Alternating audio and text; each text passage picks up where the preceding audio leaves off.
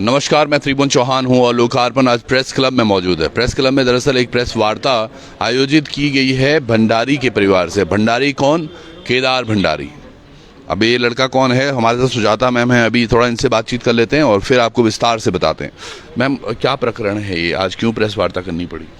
देखिए, अंकिता भंडारी का केस आप जानते हैं कि किस तरीके से पूरे मैटर को उसमें एविडेंस को ख़त्म करके उस मैटर को कमज़ोर करने की कोशिश करी गई। मगर एक और मैटर जो है वो इतना दुखदाई है जो हमें उस केस की याद दिलाता है जिसने हमें पहले भी शर्मसार किया था। हमारी पुलिस का चेहरा दिखाया था रणवीर सिंह का, आपको याद होगा।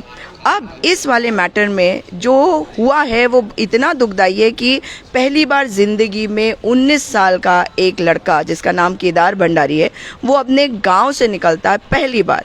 उसके पिता उसको 5,000 रुपये देते हैं, उसका भाई उसको 2,000 रुपये देता है, यानी कि 7,000 रुपये के साथ वो निकलता है। अग्निवीर की तैयारी कर रहा था और जाता है अग्निवीर की परीक्षा देने के लिए, भर्ती परीक्षा। और वो पहुँचता है कोटद्वार 20 तारीख को।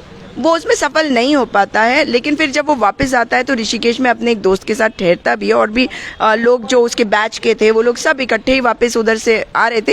और एक लड़का शुभम और ये एक कमरे में ठहरते हैं और इसकी और लोगों से दोस्ती वहाँ हुई, पहले हुई या क्या है ये अभी बिल्कुल क्लियर नहीं है। क्योंकि इसको एक फ़ोन आता है, उसे बुलाया जाता है कि तुम बाहर आओ, हम लोकेशन भेज रहे हैं, तुम घूमने आ जाओ। लेकिन वो लोकेशन मंगवाने पर भी उसे समझ में नहीं आता। तो वो कहता है मुझे समझ में नहीं आ रहा। तो वो लड़के आते हैं उसके साथ, उसको ले जाते हैं अपने साथ, होटल के बाहर ये जाता है। उसके बाद रात को ये वापस आता है। तो वो जो 4 लड़के हैं उन्होंने अपनी गाड़ी बुला रखी थी और वो अपनी गाड़ी में चले जाते हैं। अब ये बच्चा जो है, इसके साथ ऐसा क्या हो जाता है कुछ समझ में नहीं आया कि होटल वाले के साथ झगड़ा होता है, कोई और कंप्लेंट दी जाती है या क्या होता, अभी तक समझ में नहीं आ रहा। अब पुलिस खुद इस बात को बता रही है कि परमार्थ निकेतन से उन्हें कंप्लेन आती है कि वहाँ से इसने कोई चोरी करी है। अच्छा, चोरी। और एक भावी अग्निवीर को चोर बताकर मुनि की रेती चौकी की पुलिस जो है उठा लेती है।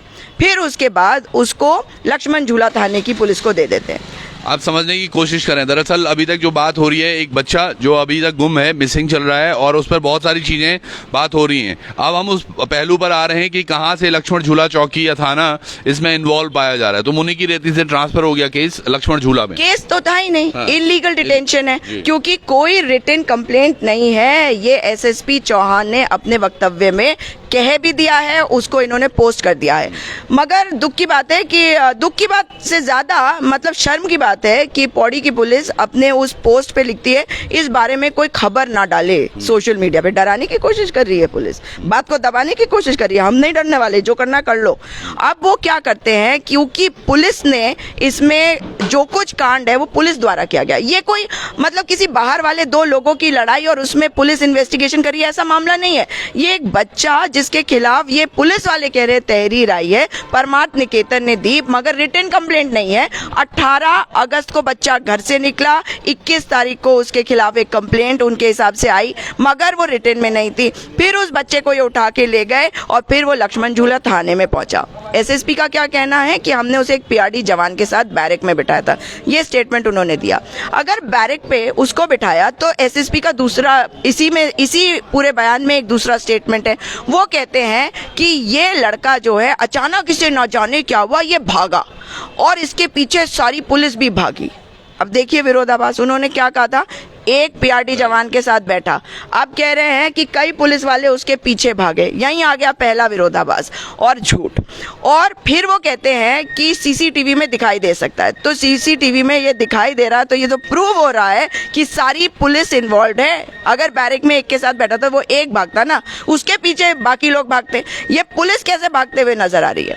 उसके बाद उन्होंने 22 तारीख को कोई खबर नहीं थी पिता को, जब बच्चा वो कहते हैं कि कूद गया। इनकी बात को मान लेते हैं, हम नहीं मानते इस बात को। इन्होंने उसे टॉर्चर किया है और मार के फेंका है ताकि साक्ष्य मिट जाए। लेकिन अगर वो कूद भी गया इनके हिसाब से, तो मुझे बताइए कि बॉडी को सर्च किया गया होगा, बॉडी ढूंढी नहीं जा सकती।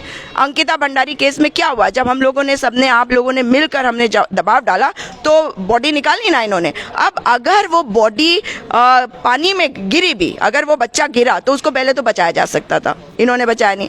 अगर वो नहीं भी बचा तो मुझे बताइए बॉडी फूल के ऊपर आएगी? अगर आप सर्च कर रहे हैं तो बॉडी मिल जाएगी। यानी कि आपने जानबूझ के, ताकि पोस्टमार्टम में वो घाव ना नजर आ जाए जो आपने उस बच्चे को दिए, आपने उसको नहीं ढूंढा। पर सुजाता मैम, आप बड़े गंभीर आरोप लगा रहे हैं पुलिस पर। अभी पुलिसिंग की बात करें, आज एसएसपी ने वहाँ के जो थाना अध्यक्ष हैं उनको सस्पेंड भी किया है। बिल्कुल, मैं उस पर भी आ रही हूँ। अब देखिए उसके बाद क्या होता है कि पिता जो है वो उसको जब बुलाया जाता है, पहले वो अपने बेटे को भेजते हैं, फिर खुद भी जाते हैं, फिर कंप्लेंट देते हैं। पुलिस कंप्लेंट नहीं लेती। अब मुझे बता दीजिए ना, कंप्लेंट है पुलिस के पास तो दिखा दे कि पिता की कंप्लेंट उन्होंने रजिस्टर करी थी उसी टाइम पे। कैसे आई पुलिस के पास उनकी कंप्लेंट? उन्होंने 29/8 को सब लोगों को चिट्ठियां लिखनी शुरू करी, प्रधानमंत्री से, चीफ मिनिस्टर से, सबको। कोई जवाब कहीं से नहीं आया। फिर आखिर में थक हार के जब पुलिस ने इनकी कंप्लेंट लेने से मना कर दी तो 12 तारीख को, और ये रेगुलर पुलिस है, रेवेन्यू पुलिस नहीं है, तो ये 12 सितंबर को फिर इन्होंने पोस्ट से भेजी पुलिस को कंप्लेंट। तब जाके पुलिस के पास वो कंप्लेंट आई। उसके पहले वो उन्होंने क्यों नहीं ली कंप्लेंट, आप मुझे बता दीजिए। और तब से लेकर अब तक पिता ने एक एप्लीकेशन मूव करी है कोर्ट में, उसमें पुलिस ये कह रही है अभी हमें और समय चाहिए। और किस बात का समय चाहिए भाई? इतने दिन से कह रहे हो बॉडी रिकवर नहीं हुई है, इतनी सारी कहानियां बता रहे हो इस स्टेटमेंट में, और आप कह रहे हो कि नहीं। उसके बाद एसएसपी चौहान क्या कहते हैं कि हमने इन्वेस्टिगेशन करवाई इसमें सुयाल जी से। ठीक है ना, पहली बात उन्होंने ये कही, शेखर सुयाल ने इन्वेस्टिगेशन करी, एएसपी ने। दूसरी चीज क्या होती है उसके बाद ये होता है, वो ये भी कहते हैं कि जो पुलिस वालों ने गलत किया उनके खिलाफ कार्रवाई की जा रही है। क्या कार्रवाई करी? मतलब 22 अगस्त से आज 4 अक्टूबर हो गया, कोई कार्रवाई नहीं हुई। अब आ जाते हैं डीजीपी महोदय पे। डीजीपी महोदय ने उस जो रिपोर्ट आई है उस रिपोर्ट पे विश्वास ही नहीं किया।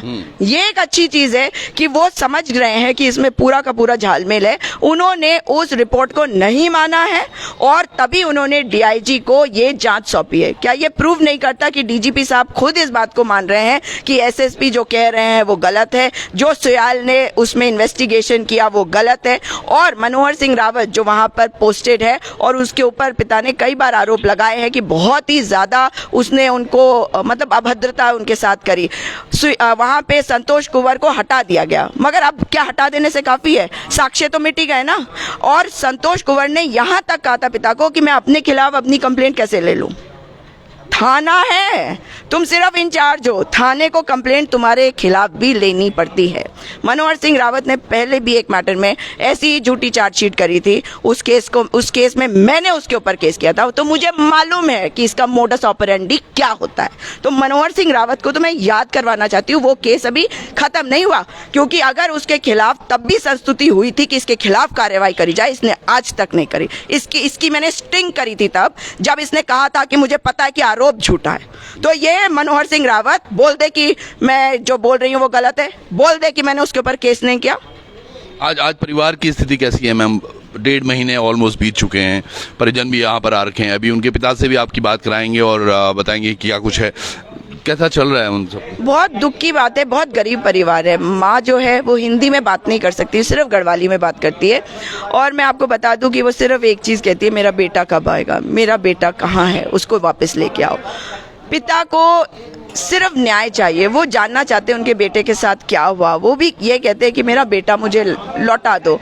उम्मीद कम है, लेकिन बार बार एक पिता इस बात को कहते हैं तो ये बताते हैं कि एक तरफ जहां उन्हें दिख रहा है कि होपलेसनेस है, कुछ नहीं है आगे, लेकिन दूसरी तरफ एक उम्मीद उन्होंने नहीं छोड़ी है। और ये उम्मीद उन्होंने नहीं छोड़ी है और हिम्मत के साथ काम किया है, और वो चाहते हैं कि उनको न्याय मिले और उनके बेटे को भी न्याय मिले। ये हमारे साथ सुजाता मैम थी मैम, और आपने बहुत प्रयास भी किए इस केस पर लगातार कार्य कर रहे हैं, और 1.5 महीने हो गए हैं। देखिए अभी तक परिजनों को ये नहीं पता कि उनका बच्चा कहाँ है, उत्तराखंड में ये हो क्या रहा है। एक तरफ अंकिता भंडारी केस चल रहा है, एक और केस कल हमने शाम को बात की थी, उसमें भी लापरवाही की बात हो रही थी, लेकिन पुलिस ने वहाँ पर जस्टिफिकेशन जरूर दी है कि ऐसा कुछ भी साक्ष्य अभी तक मिला नहीं है। क्या कुछ होता है इस पर्टिकुलर केस में, उनके पिताजी से भी बात करेंगे, अभी वो कुछ और इंटरव्यूज कर रहे हैं, आपको उनसे बाद में जोड़ेंगे।